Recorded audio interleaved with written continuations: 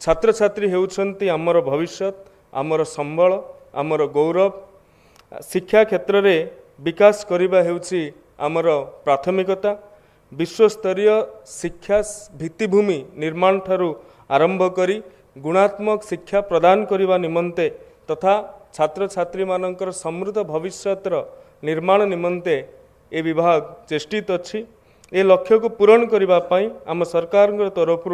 अनेक कार्य करा जाइछि जेमिति ओडिशा रे जातीय शिक्षा नीति 2020 प्रणयन जहाँ को केंद्र शिक्षा मंत्री श्रीजुक्त धर्मेंद्र प्रधान नेतृत्व रे भारतीय ज्ञान परंपरा आधारित एक शिक्षा व्यवस्था जहाँकि आममानंकर ऐतिह्य को मने पकई विश्व को समदृष्टि देवार सुजोग आनी देइछि। बंधुगण उच्च शिक्षा रे पीएम उषा योजना लागू हेबा ए मंचर मु मान्यवर केंद्रमंत्री मान्यवर मुख्यमंत्री श्रीजुक्त मोहन चरण माझी को कृतज्ञतार सह धन्यवाद जनइबी जे ओडिशा रे पीएम उषा लागू करने कारण पाखापाखि 670 कोटी टंकार अनुदान ये राज्यर विभाग पाई सारी एवं रेभेन्सा विश्वविद्यालय 100 कोटी टंकार अनुदान राशि उपलब्ध करिछि। ओडिशा विश्वविद्यालय संशोधन अधिनियम 2024 लागू हेबा परे विश्वविद्यालय गुड़ी को तार स्वायत्तता फेरई देवार जो प्रयास राज्य सरकार तरफ करा जाइथिला ता छड़ा एससीबीसी वर्गर छात्र छात्री को 11.25% संरक्षण जोगई देबा उपांत दुरांत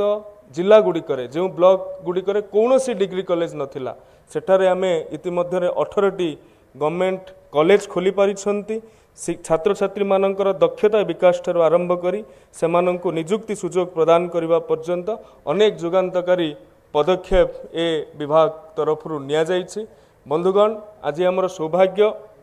भारत वर्षर महामहिम राष्ट्रपति महोदया जी कि ए माटीर योग्य संतान ये माटी तांकु नहीं कि गर्व अनुभव करे ये माटी तांकु नहीं कि प्रेरणा अनुभव करे आज तांकर उपस्थिति निश्चित भाव रे आज ये सभागार रे थिबा समस्त को प्रेरित करुथुबो प्रोत्साहित करुथुबो। मान्यवर राज्यपाल निकट में मु कृतज्ञ जे से जो भली भाव रे नेतृत्व नौछंती ओडिशा रे उच्च शिक्षा विभाग रो संस्कार आनिबारे मु निश्चित भाव रे आशा व्यक्त करुछि। 2036 जो विकसित ओडिशा रो लक्ष्य रही 2047 जो विकसित भारत वर्षर लक्ष्य मान्य प्रधानमंत्री जी नहीं ये रेभेन्सा विश्वविद्यालय तार एक प्रयोगशाला साजिब एथिरे कौन संदेह नहीं। बहुत बहुत धन्यवाद। वंदे उत्कल जननी भारत माता की जय।